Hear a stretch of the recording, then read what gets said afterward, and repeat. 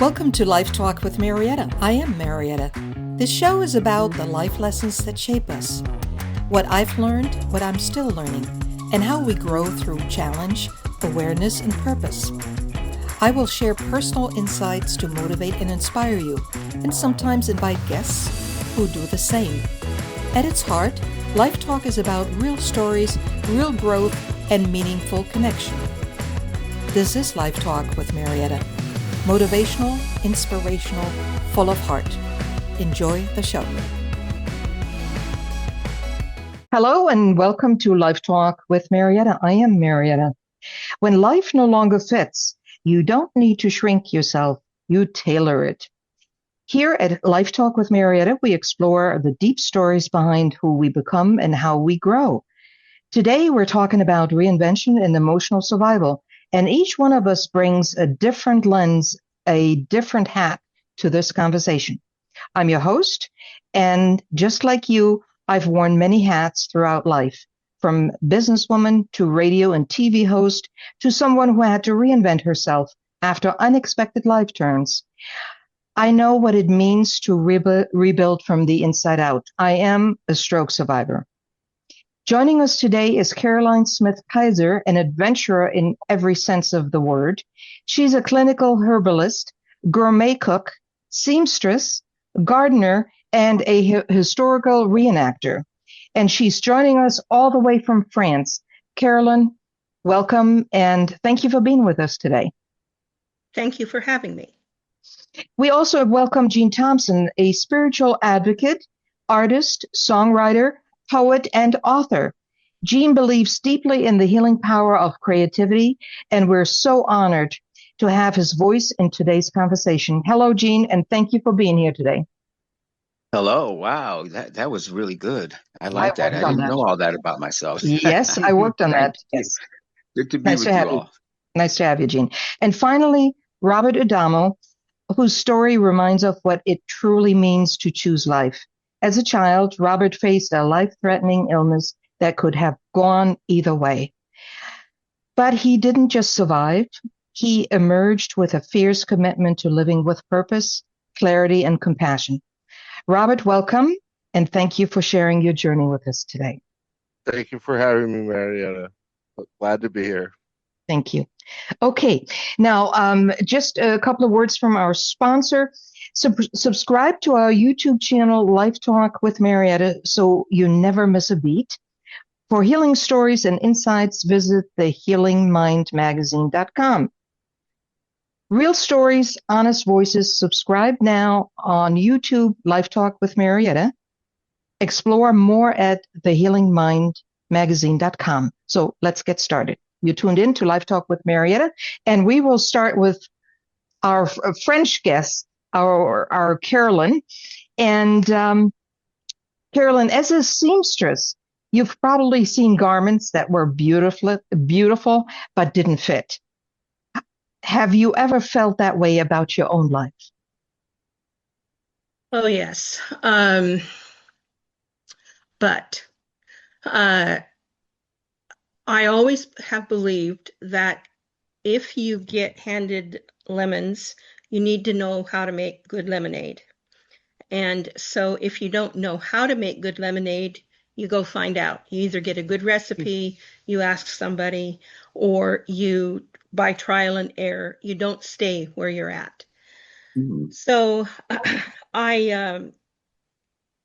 when my husband died, I came into a little bit of money, and I looked at my life in Boise Valley in Idaho, and I got lost going to an appointment. I couldn't believe that the countryside I grew up with, I couldn't recognize it. And a weight on my chest said, you got to get out of here.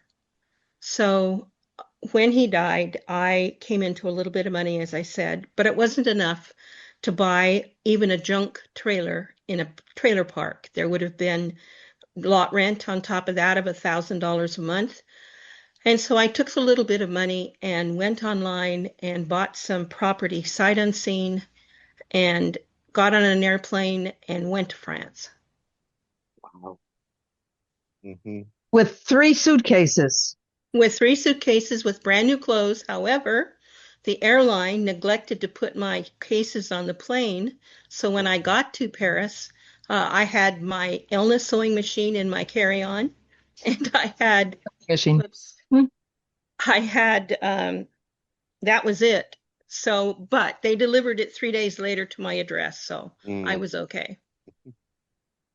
That's great. Now you've been in France for 2 years now, and Almost 2 years, yes. you have done some renovation in your house. Let me ask you this: in sewing, sometimes you have to take something completely apart to make it work. Has there been a time in your life where you had to do that just with yourself? I'm sure there have been many, many times, not only from your previous life, but even now, because it's a constant adjustment and constant redoing. Yes. When I'm normally faced with one of those situations, I generally tend to withdraw and give it a good think before I venture forth. If I don't feel secure, of course I don't go. I'm not adverse to taking risk and going out and putting myself out there.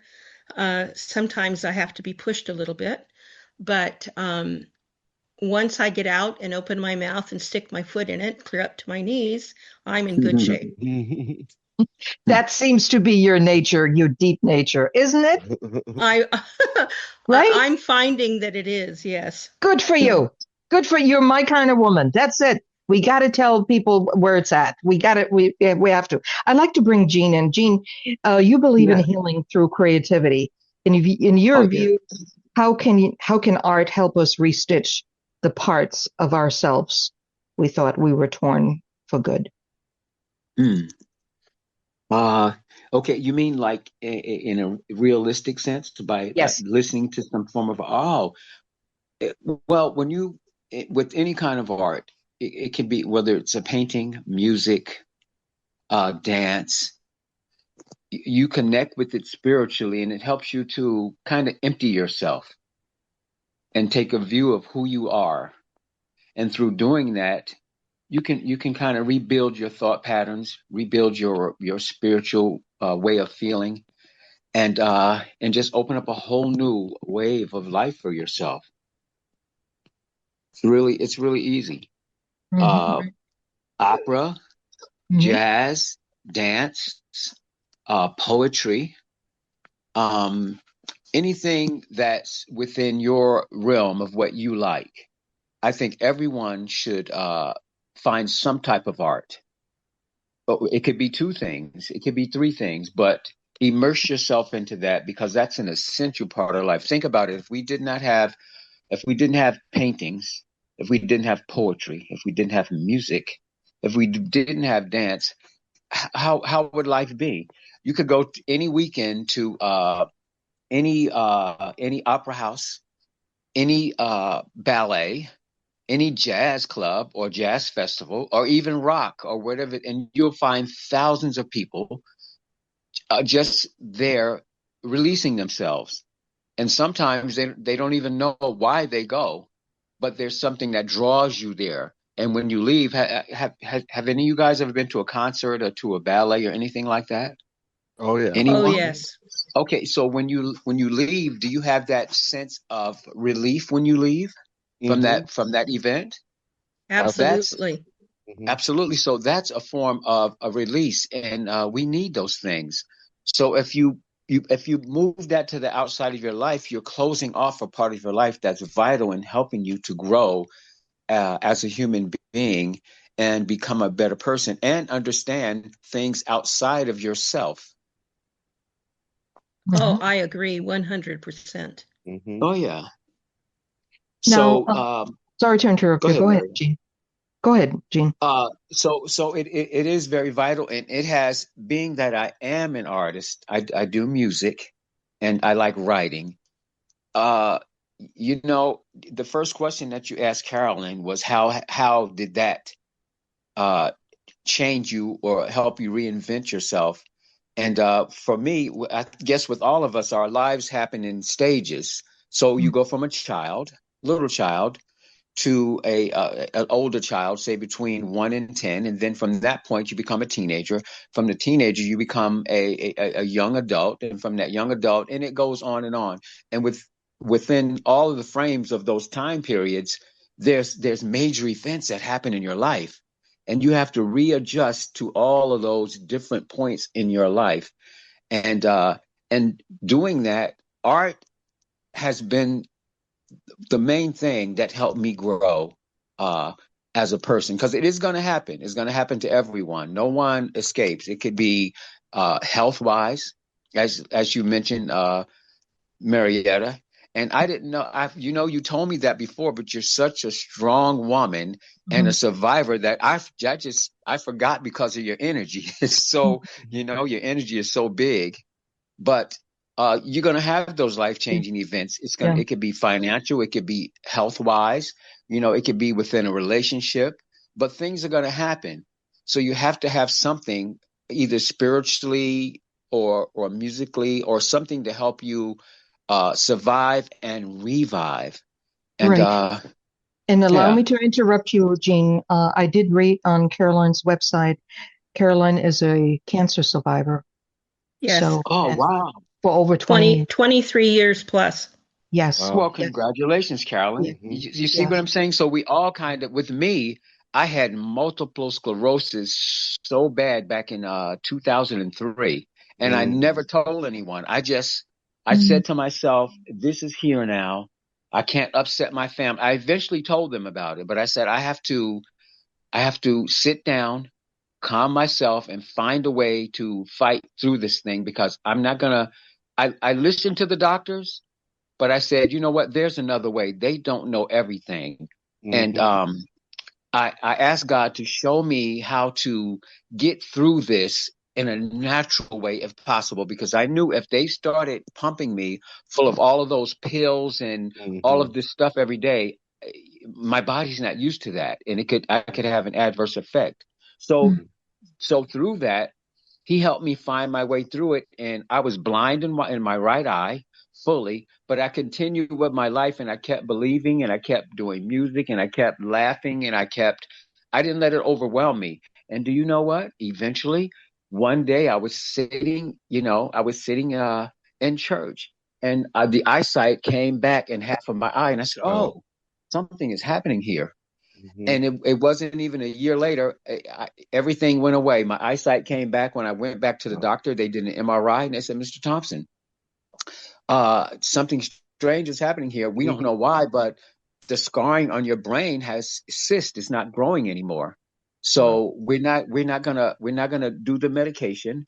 Come back. We're gonna do another MRI in another 6 months and see what happens." So after I went back and took 2 MRIs, it wasn't growing. She said, "We're not gonna worry about it. It seemed like it stopped progressing." I said, "Wow, great."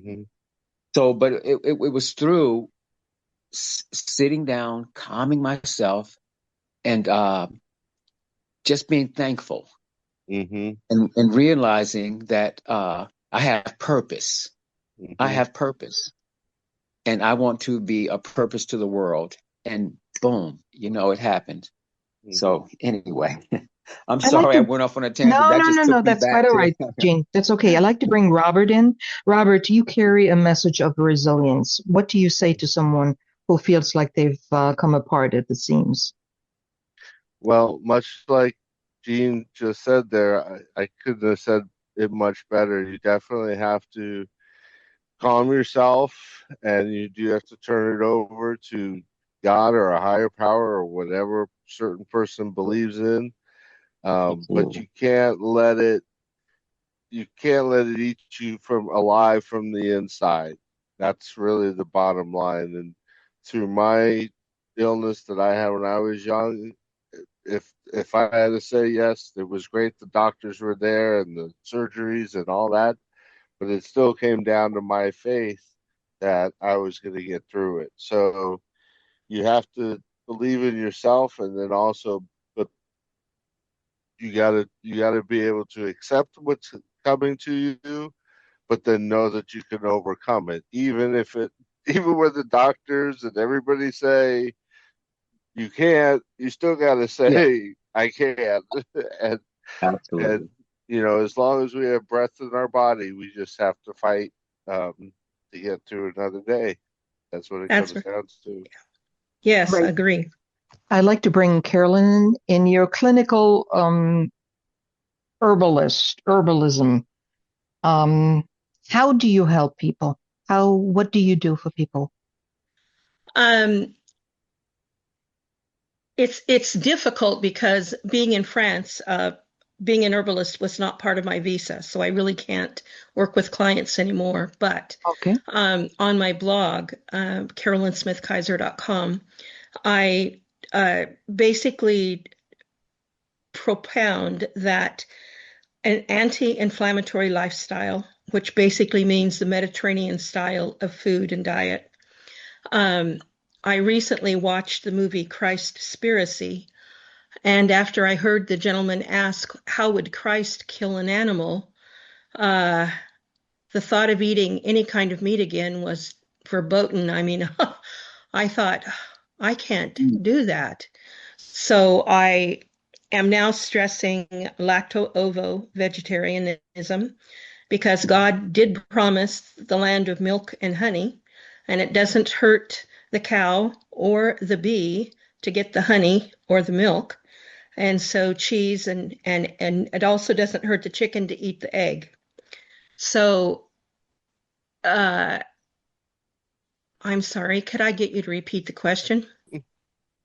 Yeah, now I forgot as well. You just go ahead. Just go ahead with the flow. That's all right. On your website, you were saying though that you still recommend herbs though in Oh, general. Right. absolutely. Right. As an herbalist, I don't say this herb is good for that, or this herb will replace that pill. Legally, I can't say that, and I wouldn't say it anyway because that's not how I work. Right. I am able to do an intake on a client to see what their past medical history is. I work with Dr. Dickon Weatherby, who wrote the book on blood analysis. So I can actually send a client's blood work to him, and he will read it and tell me what I should recommend. I also work with 3x4 genetics. So if and when a client has gone through enough of the anti-inflammatory diet to determine whether they are gluten intolerant or need to be keto or whatever, if you follow the dietary guidelines, you will know within a few weeks whether you should make some changes in your diet. So once you've done that, then it's time to do the blood work and the 3x4 genetics, and then we can really dial down and get into functional type. I can't say functional medicine because I'm an herbalist, but I can get into the type of uh, work that they would do with a client. And we can actually, you'll sleep better, your gut will be better, some of your autoimmune conditions might ameliorate over time. If your brain has spent its entire life looking at what's coming in on the fork in front of your eyes, and it knows with what's on the end of that fork whether it needs to go off with alarm bells or whether it can just relax and go on about its business. So depending upon what you eat, your taste buds tell your brain, your taste buds tell your hormones to either clamp down on your stomach acid so that it doesn't release, so that your food just sits there and doesn't digest, or it recognizes what's coming in as good and therefore it releases the digestion. Everything is happy, everything works from coming in to going out. And so then if you add good food and then you add herbs, depending upon your constitution, whether you're hot or cold, whether you're damp or dry, all of these kinds of things I take into consideration when I work with a client. So I you don't still just go you ahead. still do that. You still I do work it, in yes, that but it's field. strictly over the internet. I don't see clients personally. Oh, okay, very good. Robert, I'd like to bring you in. Thank you, Carolyn. I'd like to bring you in. You're at a very young age, you were faced just about with death. How has that impacted you at various stages in your life? You're 54 now. What impact has that had in various stages of your life? In the few years after it happened, of course, I was just happy that I survived and had to learn how to walk again after being left bedridden for a year. So got through those challenges. And then again at 14, 15, 16, just happy to be alive again and out with friends and being able to be a normal person again. And then it was in my later teens and 20s that as I started to reflect on what happened, that kind of shaped, me as a young adult. A lot of people helped me get through that troubled time, and I couldn't necessarily give back to them because they were doctors and nurses and moved on to helping other people. But I came away with a very strong sense of basically I want to help people because a lot of people had helped me. And so even at that age, not that I had a lot to offer people, but when I could, I would, just try to help people out and do what I could to go out of my way to, you know, just help people. And then when I became a business owner in my 30s and started building internet websites and doing marketing, that's when I really found more of my calling in being able to help businesses and companies connect with patients and clients. And so I focus a lot of my clientele are doctors, and I feel, responsible to help people who need help find good doctors and people that can help them. And so even though I can't help all these people directly, I can at least help people that are in need, and they can help find people that can help them. And so over the years, that's what, reflecting back on my situation has done for me. And so I just try to help people and do the best I can for the people in my life. And that's, that's where I'm at. Do you Uh, mind sharing how it affected you emotionally? Because that will be part of it, will go forward with you, the emotional component. Oh, Uh, absolutely. hmm if So, now, sorry to interrupt you. Now, I've known you for 7 years now. I know it, number one, it made you more aware and open about hmm emotions and also gaining emotional intelligence. So hmm that much I know. Same with Jean because we've known each other for 7 years. Um, so may I bring you in, Carolyn, with everything that you have experienced, the medical part and everything in your life, but specifically the medical part.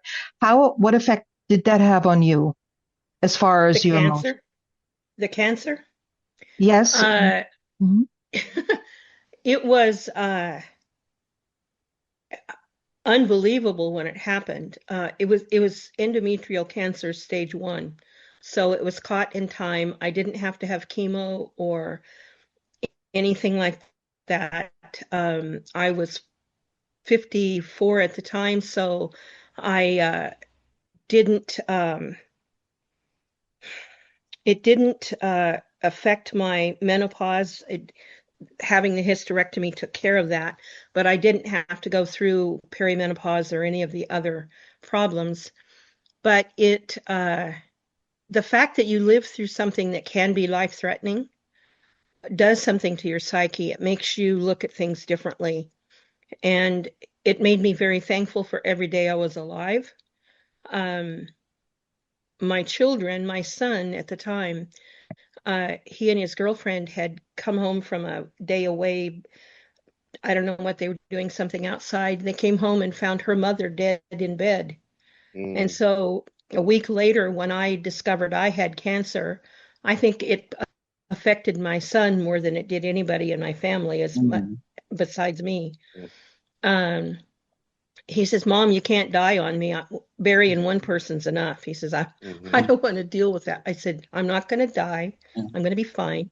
But it definitely colors how you feel and what your outlook is, how you make plans, Mm-hmm. because you take nothing for granted ever again. Mm-hmm. That's how it Mm. was with me too when I had the stroke. One second you can still walk and the next minute you can't. The next second you can't. Just to have Wow. that experience, it's really incredible. And you learn to walk again.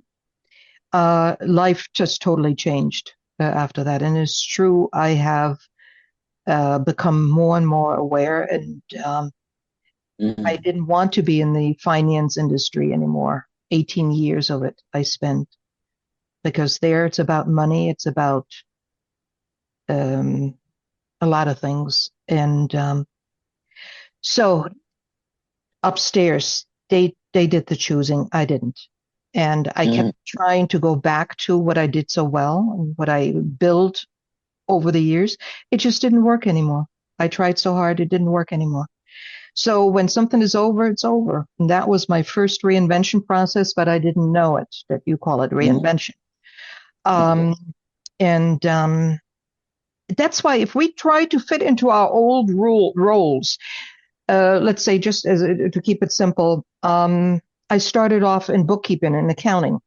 I could never be a bookkeeper anymore, not because I don't want to. It's just the suit does not fit anymore. It doesn't fit. It's the way I speak, the language we use. People know exactly. People in that profession, they know I have outgrown. I'm far advanced from that. I don't mean that in Mm. a cocky way. I really, really mean it. It's like you're speaking a different language. The suit just doesn't fit anymore. And I wouldn't mind having some clients and doing some accounting work. I have enough work, but that was way, way years ago. I said, maybe I'll pick up some accounting work. Didn't work. No, just didn't work. When you try to go back to the past, it just doesn't work. You And a can lot never of go people, home again. yeah, it just doesn't work. Jean, I like to bring you in and I like to talk Yeah. about, I don't know if you still are working on the projects, but you go into jails and you talk to Yeah. adult and juveniles. Could you talk a little bit about that and also what it gave you personally, emotionally, doing this kind Okay. of work? Okay. Well, first of all, I'd like to say that, um, I've noticed that everyone online here right now have kind of went through something that's pretty big, life changing, Mm-hmm. but we've all found a way to use it as a gift to give back. Mm-hmm. And I'm very surprised that all three of you went through something horrendous, and you found a way to take that and use it as instead of it being something that hindered you or held you back, Mm-hmm. or made you remorseful or turn against the world or God or anything. You took it Mm-hmm. and you're using it to help people now. Mm-hmm. And I think more people should be like that. Uh, when you go through something and you learn something from it, you learn how to help other people with it to help them get through it. Mm-hmm. And I think that's how life should be, a life learning experience, and then reaching out and helping someone that went through that same problem. So I admire all three of you for that. Uh, Thank you. Going into the prisons, it's really fulfilling. I get to go and first of all, I go in there because I should have been there myself. So I should have been in prison myself. So I go back and I reach back to I really like to go to the youth, but that has been shut off now. So what we Mm-hmm. do is we go into the main prisons for the adult men. And right now we're going into a fire camp, and a fire camp is for men that had long long terms in prison, like 20, 30, 40 years, and they're down to their time and they have 5 years left. So they let them go out and fight fires in the state of California and Arizona, Utah, the surrounding states. And that cuts down their time because they're putting their life on the line to, help the people of these states. Mm-hmm. But it's really Uh-oh, did we lose you? And if you have went through something as a child, because a lot of times you're born, and most people are not born inherently evil. You don't just wake up. You do have some people that are psychopaths, but your average person, they don't just wake up saying, okay, I'm going to go commit a crime. It's been Right. something in their life from a child to that stage where that happened, that a certain event of things that turned them into that person that they are. And a lot of times they don't even know it. And until you mature into it and grow out of that stage, then you look back and go, I wasted my life doing all that. But these people don't know that. So at that point, they need guidance. So what we just we go in and, we don't shove Christianity on them. We allow them to make their own decisions about what they want to do, but we help them to realize you have to have some type of spiritual growth as a human being to be able to give back to mankind and stop focusing on yourself. Because if you focus on yourself, you're just you're gonna become a cancer to your own self. You're gonna eat up your own self. So it's better to have what you have and give it away. And it's very fulfilling for me because I don't know how to put it into words, but every time I go, I feel recharged as a human being. And I don't know, and not in an egotistical way, like, oh, yeah, I went in there and I did this, but just for the fact that I was able to help someone. And it helps them too. The fire camp that we're going to now is called Camp Prado in Chino, California. And when we go there, the guys always tell us they're so happy to see us because a lot of times they don't get visitors. No one writes them letters. And they have no one, because everyone wants to, even the most macho guy, he wants to be loved in a sense. A human being wants to know that someone cares about them. So they're very happy when we come. So we kind of, I don't know if one time you remember one time, Mariette, I wrote this poem about forks, about this group of people in a dream, and one group of these people, they had short arms, if you can imagine this, and there was two groups, and in the dream, the person went to the first group that had the short arms, and they were starved to death because their arms were too short to get to the food to feed themselves. And then the next group, when he went to the next group, both of them had these long forks, but they didn't know what to do. The next group, because they couldn't pick the fork up and put it in their mouth because it was too big. They couldn't do it, and their arms are too short. But the next group he went to, they were all kind of robust and looking good and had energy and fat. And the guy asked, "Well, why? What happens with this group over here?" And he said, "Because this group, they chose to feed each other. The other group tried to just feed themselves, and they died. This group chose to feed each other." And that's how it is for me when I go there. We bring them what they need, and they give us what we need, at least me, as a human being, to be able to give back. And it's very rewarding. It's very fulfilling. And I think all people should have something in life like they do, which all of you are doing, and that's what I'm saying. You have something in life to give back to you, not just sucking things out of life. So it helps you to grow as a person and as a human being. And there's a saying that says, pay it forward," and you're paying it forward. And that's what prison ministry does for me. Thank you, Jean, for that. I put some quotes, tailoring life and reinvention quotes together, and it starts off like this: "You can't fix what you don't understand." And I bet you there are people out there that are willing, that are open. They just don't know how to go about it, nor do they understand it. And if you spend time explaining them to them, if they would join as a group, let's say, just like we all work together in our own businesses. And if one doesn't know about this, you explain it, you go through the various steps. But I know there are people out there that are open. They just don't understand it. That I really believe. The next quote is, "When life stops fitting, it's not failure, it's feedback." I Yeah. like that too, the feedback. And when you said about the ministry, what it gives to you, it's a mirror. It's a reflection that you're looking at. Um, Absolutely. how you used to, how you used to feel, and how much you have grown. And you know, from time to time, I come across people, and I see exactly where they're at emotionally and mentally. And I do think about everything. I reflect every single day. Otherwise, I wouldn't experience the growth. We got to take Mhm. time to reflect, right, Carolyn? I'd like to bring you in. Yes, that's true. And I'm going to give you a quote. You can't change what you can't measure.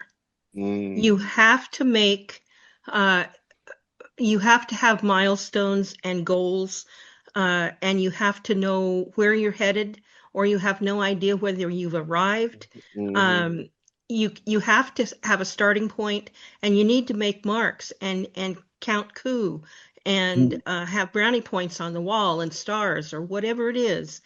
We Mhm. need to make sure that if we are not getting it from other people, that we make sure we give it to ourselves, Yes, that we Yes. give us we put the brownie point on the wall. We know we've arrived. We're this much further down the road to our goal hmm because that feeds us and keeps us going.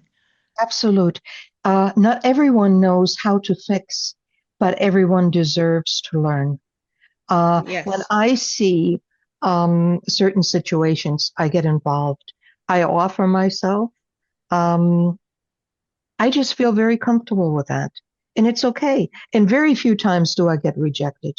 And I do get rejection because people don't, they think you're trying to be a know-it-all or whatever they think.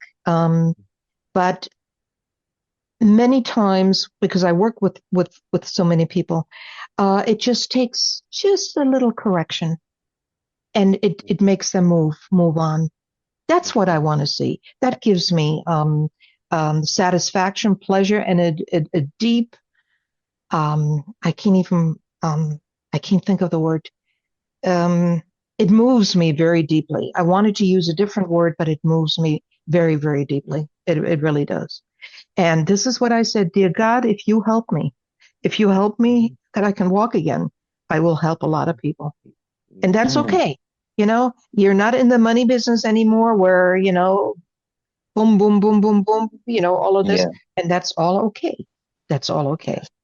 But it also, these 18 years, I know I have learned a lot, and uh, uh, I have the tools, the skills and talents to make out of very little something. It's just like you, Carolyn, you have material. Maybe you have dresses. Maybe you have just give you anything, some used clothing, if you will, and you can make pocketbooks out of the material. You can do so much with it. Curtains, you can. Who knows what you can do with it? Um, That that's correct. And it's it it's endless. Mhm. it Go ahead. the idea that you can take something that is to someone else's eyes is no good anymore, and you can take it and cut it apart or patch it or cut it down to fit somebody else, and it gets a new lease on life. I used to hate to do alterations. I much preferred making clothes from scratch, where you knew that it fit and the color was right and the cloth was good, and when you were done, it was wonderful. But the attitude of just getting rid of it or trashing it or throwing it away, instead, give it to Goodwill, give it to Salvation Army, uh, give it away to someone who can make something useful out of it. Right, Wow. Robert. I'd like to bring you in. Sure. I know you're very quiet today. How come? Oh well, I'm just getting through my week, and this is a little early for our shows. Normally we do our shows later in the night, but I'm ready when you are. I'm here, and I'm also just blessed to be with other survivors here who, just like Jean says, we've endured these challenges in life, and we very easily could have become very bitter and angry at the world and mad at everybody. But we've all chosen to turn that around, and I'm just grateful to be in the company of everybody here. And so I just sit in the background and wait to be called on. Right. Now, I'm a little nosy, but nosy is not the word. Curious. Curious. Carolyn, because there's so much going on in your life. We're all stationary. We're rooted where we're at. You just took that leap 2 years ago. You're in a new country, different country in France. You don't really speak the language, even though you translate French cookbooks way from the 1860s. Why did you go to France? And going forward now, what's the most important thing in sequential tasks, in sequential? Okay. I chose France because as a reenactor, um, I learned to love the culture. I learned to love the food, the lifestyle, the furniture, the houses, everything about it. And my grandfather, my maternal grandfather, was actually born in France, in a part of France that, or in a part, actually, he was born, it's now called Italy, but until 1862, it was part of France. So all of his relatives that know are still there either speak Italian or French or both. Mm. But when I decided that I was going to get out, I had to leave, I had to find and do something different. Um, I had 50,000 euros or $50,000 to work with. And again, that wasn't going to get me anywhere in America. Um, so I typed in french-property.com, told them how much money I was willing to spend, had to have a stone floor because I wanted to cook in a fireplace and I didn't want to worry about burning my house down with sparks. Mm. So it began to present me with all kinds of possibilities. I really didn't care where it was in France. I didn't know enough about it to know where I should go. But this particular house that I ended up with kept coming up over and over and over again. So finally I thought, somebody's trying to tell me something. Right. So I looked at the roof line really well. By that time, I had looked at renovation videos on YouTube, so I knew what to look for. And the roof line was straight, and I couldn't see any broken or missing tiles. And the realtor's walkthrough video showed that there was no leakage on the walls. The top floor had been remodeled, and so there all of the never had to worry about the roof leaking again. And I bought the property sight unseen because it had a 632 square meter garden space and a long south-facing stone wall against which I could espalier fruit trees. Mm. So I said, where do I sign? Mm. Well, of course, my kids thought I was crazy. So I literally sort of almost fled away on the plane to keep from getting committed. And they have no idea what I'm currently doing. They don't know I'm on YouTube. They don't know any of this. But they do know that their mother did crazy things all the time they were growing up. So when they do find out, I can hardly wait to see the look on their face. Mhm. But being in France, being close to my mother's and grandfather's family, being close to the culture of France, the laid back, quiet lifestyle is amazing. They don't rush through meals. They don't hardly have drive-throughs. And if you go to McDonald's in France, you have actual silverware and actual glasses and plates. I mean, it is absolutely amazing. Um, Not that you get that in the drive-through because they do have that too, but if you go into McDonald's and sit down, it is not plastic serveware. It is wonderful. Interesting. Wow. Interesting. Wow. It's like Um, McDonald's is a real restaurant in a yeah, it sense is. there. And that amazed me. I couldn't believe it. I thought, well, this is the Interesting. way to do it. They ought to do this in America. Right. Wow.